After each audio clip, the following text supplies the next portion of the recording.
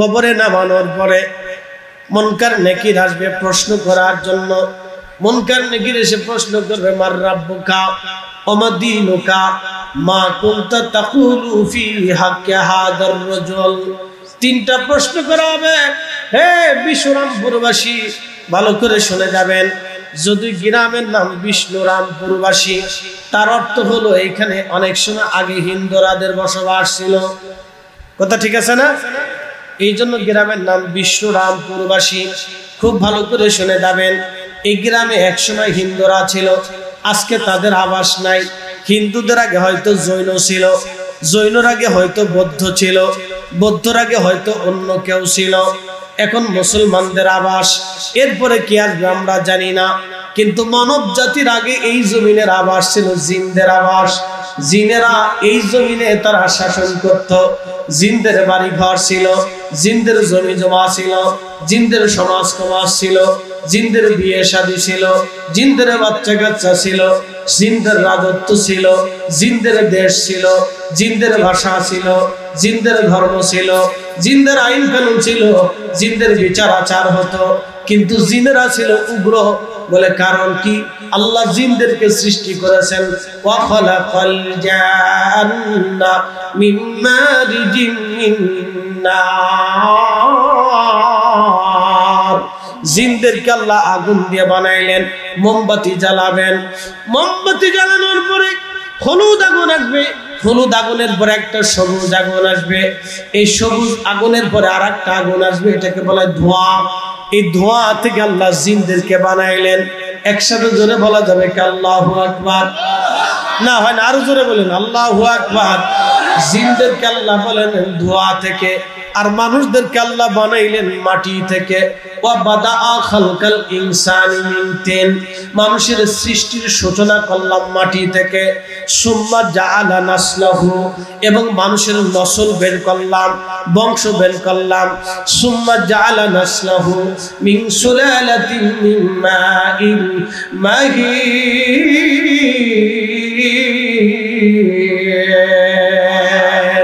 আচ্ছা বলেন তো, এরপর আল্লাহ বললেন সুম্মা জাআলা নাসলাহু, তোমাদের নসল দিলাম, ছেলে দিলাম, মেয়ে দিলাম, নাতি দিলাম, পুতি দিলাম। এরপরে বংশধারাগুলি আমি তোমাদেরকে দিলাম। সুলালাতিন মিন মাইন মাহিন, পুরুষের নির্গত পানি, নারীর নির্গত পানি। পুরুষের নির্গত পানি পৃষ্ঠদেশ থেকে যায়, নারীর নির্গত পানি বক্ষ থেকে যায়। এই পুরুষ আর নারীর নির্গত পানিটাকে আল্লাহ কোরআনে বললেন ফি কারারিন মাকিন। ভালো করে বুঝে যাবেন, ফি কারারিন মাকিন, একটা সেফ জোন, একেবারে নিরাপদ আধার। এটার নাম হলো জরায়ু। আল্লাহ মায়ের রেহেমে জরায়ুর ভিতরে পানিটাকে আল্লাহ রিফাইন করা শুরু করলেন।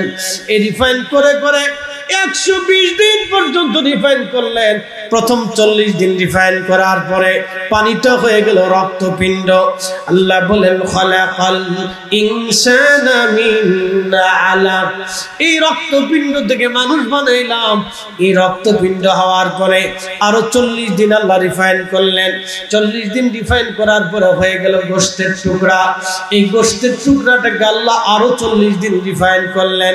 40 দিন রিফাইন করার পরে একটা পেট হলো, একটা বুক হলো, মাথা হলো, কিছু অঙ্গ প্রত্যঙ্গ মানব সাদৃশ্য হলো। 120 দিনের মাথায় আপনার ভিতরে যে ইঞ্জিন আছে, আমার ভিতরে যে ইঞ্জিন, সবার ভিতরে একই ইঞ্জিন, একই দিনে একই সময় এক টাইমে এই ইঞ্জিন আল্লাহ বানাইছিলেন। এই ইঞ্জিনের নাম রূহ।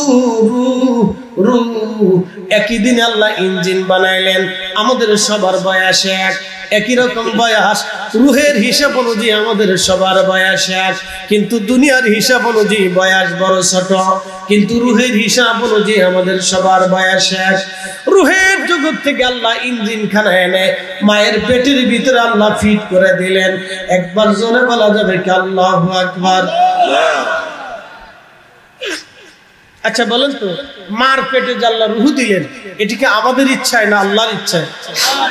হ্যাঁ, রুহখানা দেওয়ার পরে আমার চোখে আলো আসলো, আমার কানে শব্দ ঢুকলো, আমার শরীরে শক্তি আসতে লাগলো, আমার বুদ্ধি বাড়তে লাগলো। মায়ের পেটের ভিতরে সন্তান বড় হতে লাগলো। ডাক্তার বলল, নারীকে ডাক্তার, মাকে ডাক্তার বলল, আপনি ভালো মন্দ খান, পুষ্টিকর খাবার খান, এগুলি খেলে আপনার শরীরে পুষ্টি আসবে, আপনার বাচ্চার পুষ্টি হবে, আপনার বাচ্চার মেধার বিকাশ হবে। বেশি বেশি দুধ খান, ডিম খান, খেজুর খান, ফল খান, ছোট মাছ খান, সবজি খান, এগুলি খাবেন।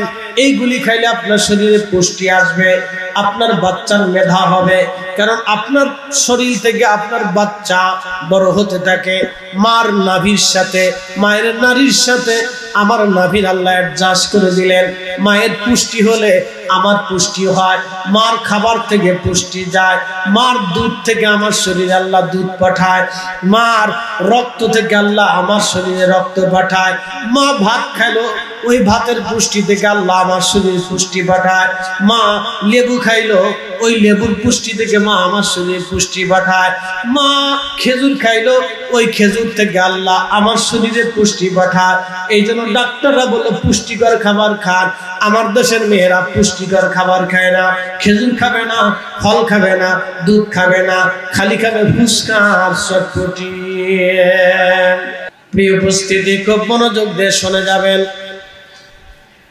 রব্বুল আলামিন মহাগ্রন্থ পবিত্র কুরআনুল কারীমের ভিতরে আল্লাহ বলেন, ওয়া আনফিকু মিম্মা রাযাকনাকুম মিন ক্বাবলি আইয়াতিয়া আহাদাকুমুল মাউত।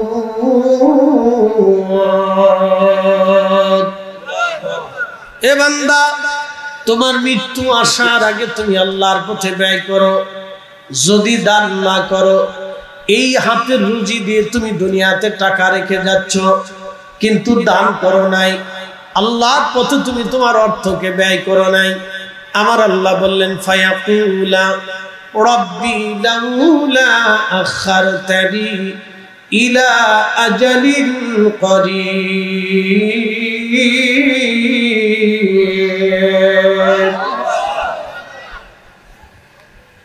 রব্বুল আলামিন ডাক দেয়া বলে, হে বান্দা, কিয়ামতের ময়দানে তুমি আমি আল্লাহর সামনে যখন দাঁড়াবে, আল্লাহর সামনে দাঁড়ানোর পরে তুমি বলবে, আল্লাহ আমাকে আবার দুনিয়াতে যাওয়ার সুযোগ করে দেন। ফাআসসাদাকা, বেশি বেশি করে দুনিয়াতে আমি আল্লাহর পথে ব্যয় করব। ওয়া আকুম মিনাস সলিহিন, আর নেককার ওলি বুজুর্গদের সঙ্গী হয়ে যাব। আল্লাহ তখন ডাক দিবে, ওয়ালাই ইউআখিরাল্লাহু নাফসান ইযা জাআ আজালুহা।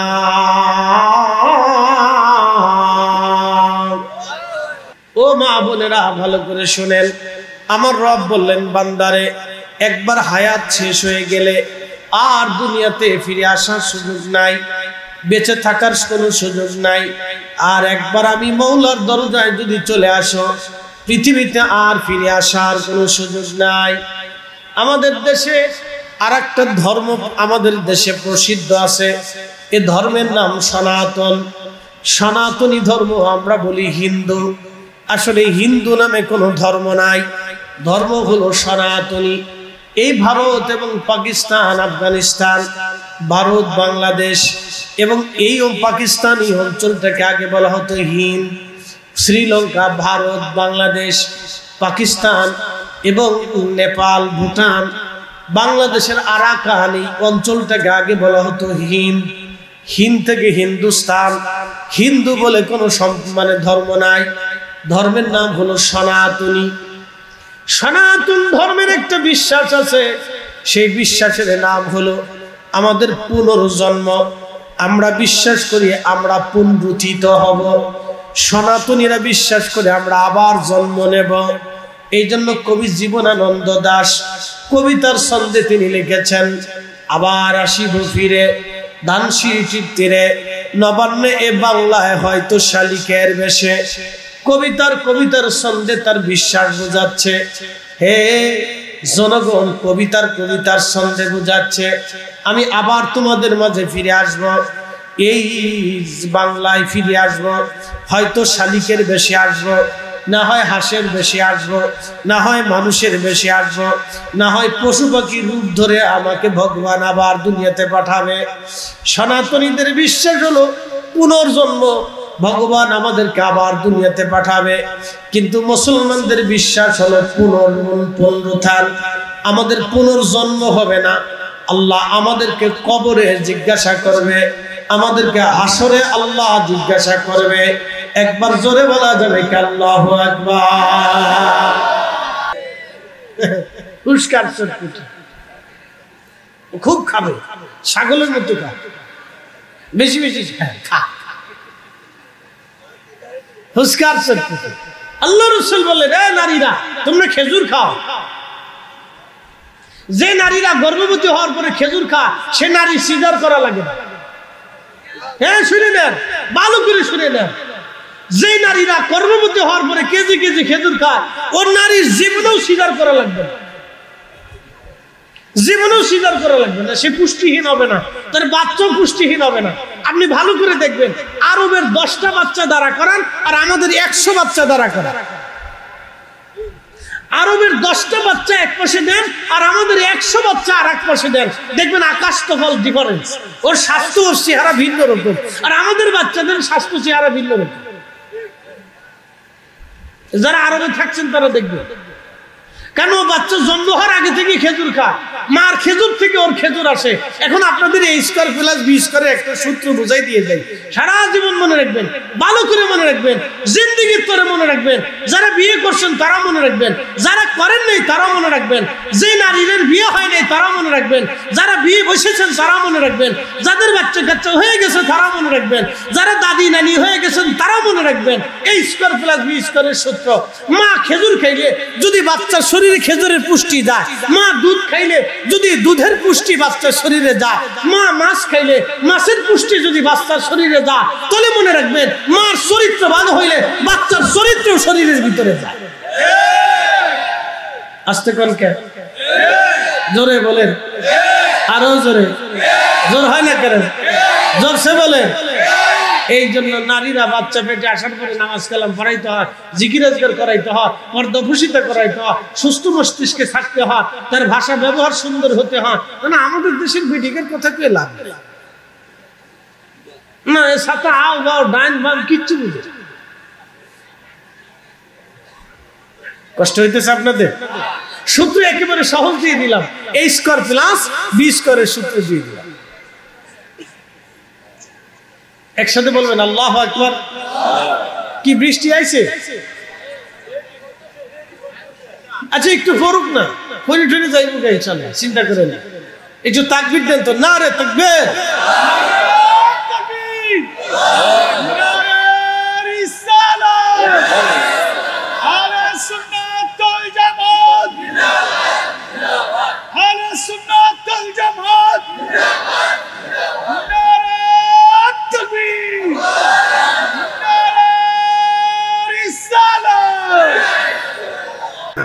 ফরুক না, আল্লাহ দিয়ে খুশি, আমরা পায়ে খুশি। কথা ঠিক কি না? পৃথিবীর কত জমিন বৃষ্টির আশায় অপেক্ষায় থাকে, আর আল্লাহ আমরা জোর করে দেখে তোর আল্লাহ। শোনেন, বাংলাদেশ এমন একটা ভূখণ্ডের জমিন, এখানে বীজ ফেলাইলেই গাছ হয়ে যায়। কিন্তু আমাদের এমন বদনসিব, আমরা এত কপাল বুড়া, যে জমিনে বীজ ফেলাইলে গাছ হয়ে যায়, কিন্তু এই জমিনের মানুষ এতদিন পর্যন্ত মানুষ হইতে পারে। বলে হুজুর কেমনে বললেন? বুঝাইতেছি, এদেশের মুসলমান মসজিদের জায়নামাজে বইসা কিসের কথা, এদেশের মুসলমান এত পরিমাণে সিটার, ভালো করে শুনে, ভালো করে শুনে দেন, টুপি মাথায় দিয়ে খাবারে ভেজাল দেয়, ওজনে কম দেয়। পৃথিবীর কোন দেশে নেই, দুনিয়ার কোন দেশে না, দুনিয়ার কোন দেশে নেই, শুধুই বাংলাদেশ, ভারত আর পাকিস্তান, এই 3 দেশে সিটারি চলে গেছে, মারাত্মক সিটারি চলে, একবারে সব সেক্টরে সিটারি, সব সেক্টরে। এমন কোন সেক্টর নাই যে সেক্টরে একবারে প্রধানমন্ত্রীর কার্যালয় থেকে শুরু করে একবারে বাথরুম পর্যন্ত হ্যাঁ, প্রধানমন্ত্রীর কার্যালয় থেকে বাথরুম পর্যন্ত সিটে দিত, ভালো করে শুনে যান। আমি মালয়েশিয়া গেছি, হুজুর গাউসে পাকের আওলাদের মাজার জিয়ারত করতে যান, মালাক্কা সাগরের ভিতরে। তো সাগরের ঘাটে আসছি, স্পিড বোটে উঠবো আমরা কয়েকজন। তো চিন্তা করলাম ওয়াশরুম সেরে আসি, বাথরুমে ঢুকছি, বাথরুম করে ওযু টুজু করে বের হচ্ছি, তখন এরকম দেখলাম একটা টেবিল আছে, টেবিলের উপরে এর চাইতে বড় একটা বাক্স আছে। আমি বললাম কি ব্যাপার, বাক্সের ভিতরে টাকা দেখা যায়, কি ভিক্ষে উড়াইল? না, ভিক্ষে শিখে না, আপনি যে ওয়াশরুম করছেন তো টাকা দিতে হবে। কত টাকা? বলে 1 রিঙ্গিত দিলেই হবে। তা আমি 1 রিঙ্গিত 1 রিঙ্গিত দিলাম, ভালো কথা। দেওয়ার পরে আমি বললাম যে টাকা নিবে সে তো, হুজুর যে টাকা নিবে সে নাই। আমি বললাম যদি এটা বাংলাদেশ হইতো, হুজুর টাকাও যাইতো, বাথরুম চুরি করে নিয়ে যেত। বৃষ্টি এসে গেছে, আমার কিছু করার নেই। আসেন একটু জিকির করে আল্লাহ আল্লাহ আল্লাহ আল্লাহ আল্লাহ আল্লাহ আল্লাহ আল্লাহ আল্লাহ আল্লাহ আল্লাহ আল্লাহ আল্লাহ আল্লাহ।